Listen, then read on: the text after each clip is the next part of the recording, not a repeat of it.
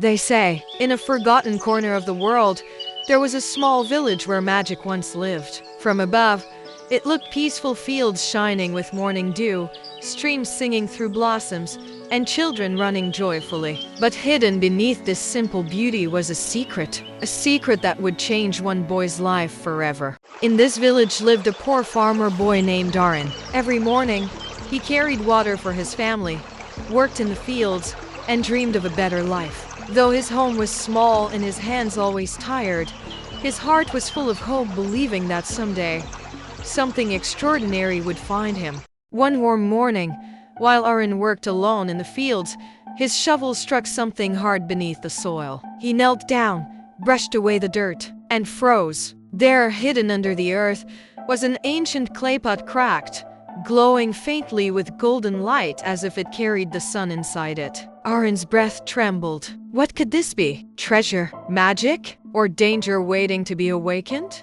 Curious and trembling, Arin gently placed a single apple inside the pot. For a moment, nothing happened. Then, the pot began to hum softly, golden light spilling through its cracks. In a blink, one apple became 2, then 4, then countless. The pot overflowed with shining red apples, filling the air with their sweet scent. Arin's eyes widened in disbelief. A pot that could multiply anything? It was beyond imagination, a gift of pure magic. But not every eye that saw the miracle was filled with wonder. From behind the tall trees, the village landlord watched, his heart burning with greed. He had always taken from the poor, and now he saw something that could make him richer than kings. "The boy is too simple to keep such treasure," he whispered with a twisted grin. "That pot will be mine, even if I must steal it." That night, when the moon rose high, the greedy landlord crept into Arin's little hut. His eyes gleamed as he reached for the pot. But the moment his hands touched it, the pot came alive. A blinding light filled the room. And suddenly one pot became 2, 2 became 10, and soon hundreds surrounded him, all glowing fiercely. The landlord screamed as the pot swirled around, echoing his own greed back at him. By dawn, he was gone, and the pots vanished too, leaving only one behind, resting quietly beside Arin. Arin's heart raced as the morning light filled his room. He turned toward the table where the pot stood. It looked the same, silent and still, but something felt off. The lid was half open, tilted slightly to one side. He hadn't left it that way. He touched the rim, feeling a faint warmth, as if someone had just been there. Someone had touched the pot. And for the first time, Arin realized his secret wasn't a secret anymore. Arin rushed outside, heart pounding. The grass was wet with morning dew, and there, beside his door, he saw them. Footprints. Fresh. Someone had come in the night. He followed the trail carefully, clutching the pot close. Each step led him closer to the village. And to the truth, the prints were larger than his, rough and heavy. Arin's breath caught. There was only one man in the village with boots that size. The landlord.